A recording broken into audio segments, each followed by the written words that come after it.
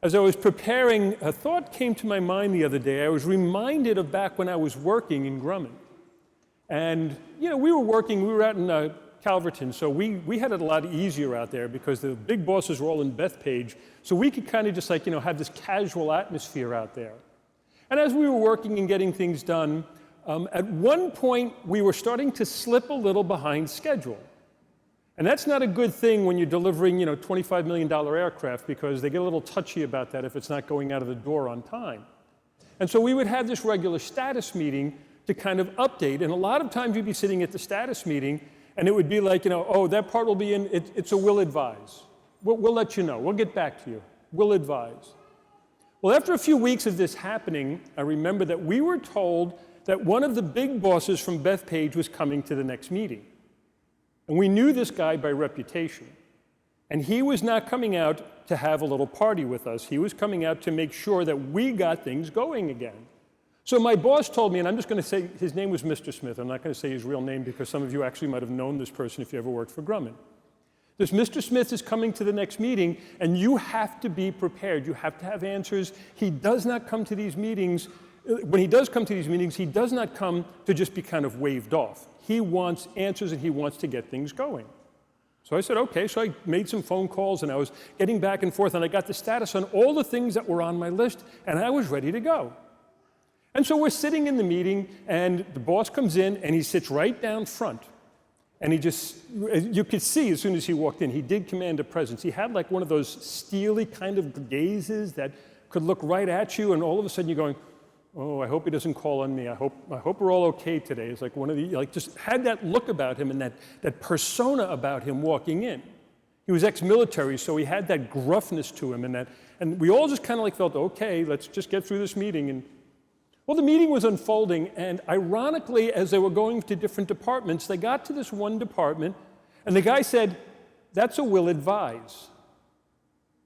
And the silence in the room was deafening as we watched Mr. Smith up front turn around and give a look to the individual who had just said that, and he said with a very serene but powerful voice, is that a definite will advise? And then the meeting continued. That guy was not at the next meeting. We have people like this in the world, and when we look at people like this, we sometimes look at them with fear, or we look at them with admiration. But this was somebody who had a job to do and was just getting it done.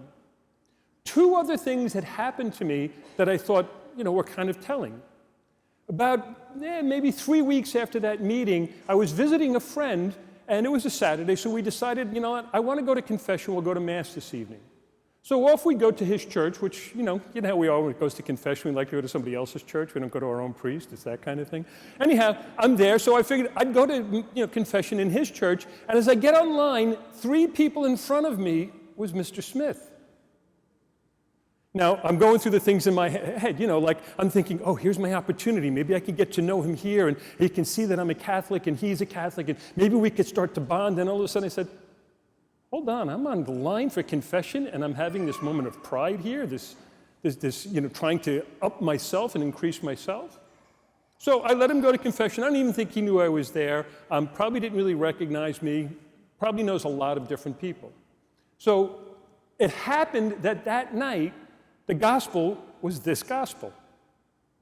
And there I was, kind of just like squirming in my seat going, I'm no better than James and John. I thought I would, just like kind of get in front of everybody else and kind of, squirrel in there and become the one that he's going to like so much that he's going to put me in a great position of authority, and I'm going to run everything, and, and all those dreams that you have when you know that it's like, no, I'm not that good. He's never going to happen.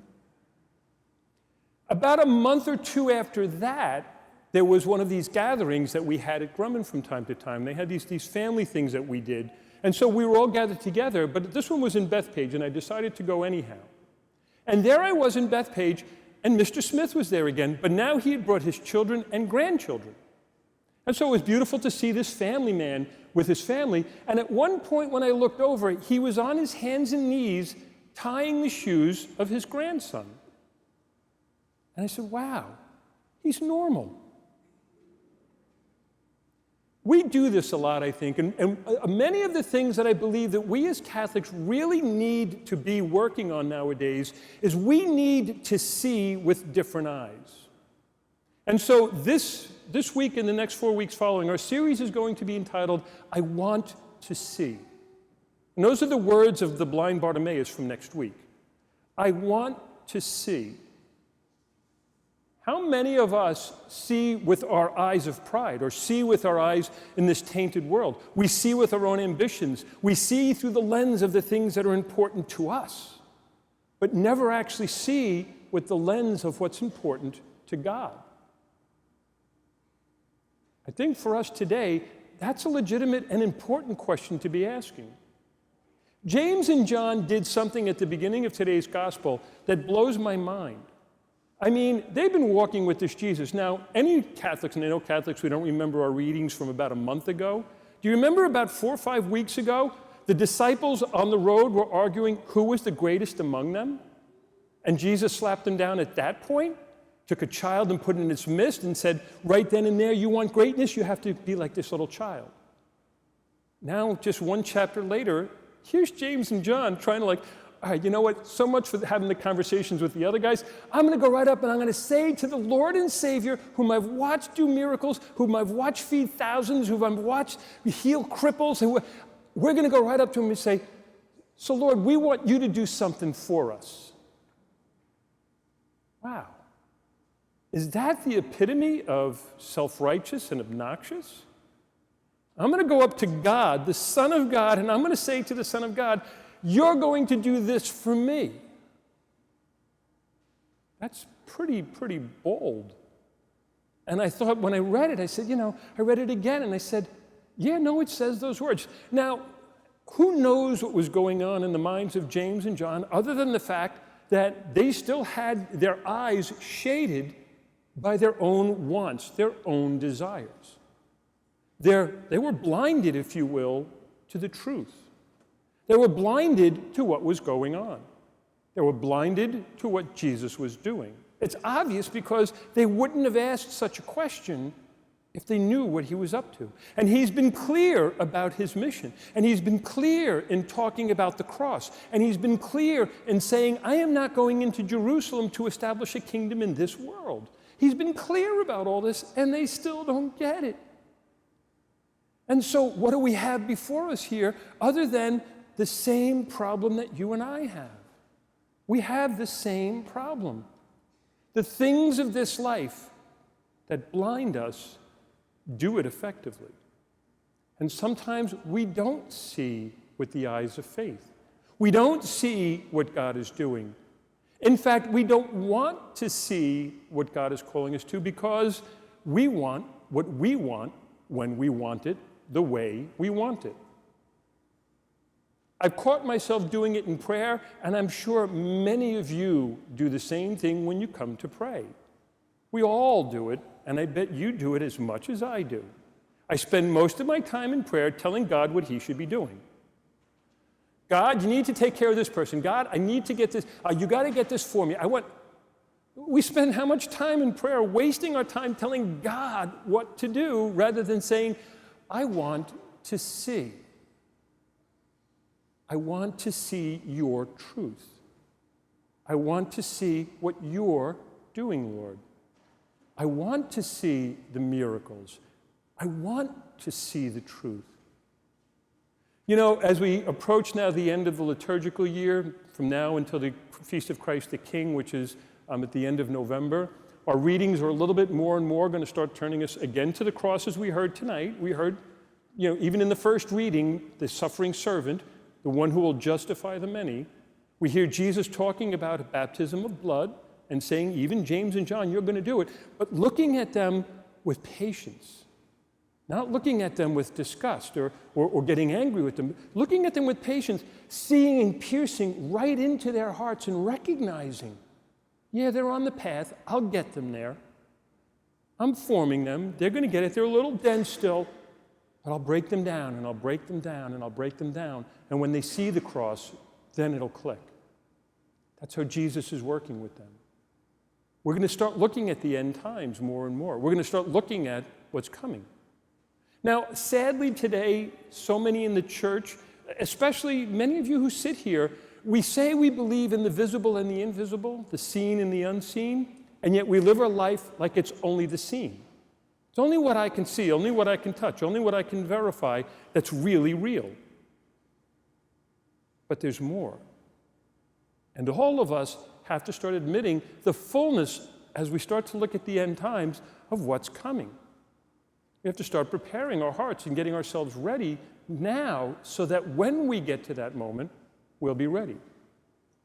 What really does, in effect, kind of worry me a little bit is so many Catholics have forgotten that there are the four last things. The four last things. Now, most of you probably can't recite them right now because you probably haven't heard that in like eons. But too many Catholics think there's only two last things. Too many Catholics just think there's death in heaven. And they leave out the other two. It's death, judgment, heaven, and hell. You know, there is this reality we call hell. There is this place that souls do go. There are people who will be judged on their lives, and they will be seen to be wanting. My dear brothers and sisters, we believe, I want to see, Lord, I want to see the truth. I want to know your will. I don't want to be blind any longer, Lord. I want to know, and I want to be able to live, and I want to know that I am on the right path. And so when I pray tonight, Lord, I'm not going to say, do this for me, Lord. I'm going to say, what can I do for you, Lord? How can I serve you, Lord? How can I offer myself to you, O Lord? I think for many of us, we need to just work at it and work at it. Jesus is working with his disciples very intimately. Jesus is reminding them again and again, I'm here on a mission, and it's not the mission you think. Listen with your ears, see with your eyes, open your heart. It's not about the miracles in this life. It's about the salvation of the soul for the next. So often I think we forget what really truly is most important. When I say I love another person, I usually want to follow that up, and I love you so much, I want to see you in heaven one day. And yet how many of us look at someone else involved in destructive behaviors and doing things that we know are not good and are not right in the eyes of God? And it pains us, it hurts us. Our hearts are broken by it, and yet we don't know what to do. One of the things that we Catholics have forgotten is we can pray for them in a very particular and unique way. Saint Monica prayed for her son, Saint Augustine. Saint Augustine was living a really dissolute life. He was definitely nowhere near, did not know Christ, did not believe, and became one of the greatest saints of our history. Why? Because of Saint Monica. His own mother praying for him for hours on end. His own mother offering sacrifices and attaching herself to the cross, offering mortifications and prayers and supplications for his conversion. And guess what? It happened. And yet so many of us throw our hands up when we see someone living a dissolute life, and we say, there's nothing more I can do. Lord, I give him to you. And the Lord might be saying, listen to me. You need to offer fasting for this person. You need to offer more prayers for this person. You need to bind yourself to the sufferings of the suffering servant. And in that, then you will see miracles happen. I believe in the seen and the unseen, the visible and the invisible. I have to say, so many times in my life, when I get caught up in the seen, I start to drift and get lost. But when I start to remember that there's something more than this life, that there's something greater than this life, that God Almighty himself not only loves me, he loves each and every one of you, and so we're supposed to be in process together like James and John. So I messed up. So someone else messed up. We can fix that by changing ourselves a little bit, by offering ourselves a little bit. And when I see someone who's very stubborn and holding back, I can pray for them in a unique and particular way. Don't lose the beauty of what fasting can do. Don't lose the beauty of what mortifications can do. I remember so many times when I was growing up, and I'd skin my knee, or I'd fall down and I'd have this scrape on my hand. And when I would go in, my mother's first words were, offer it up.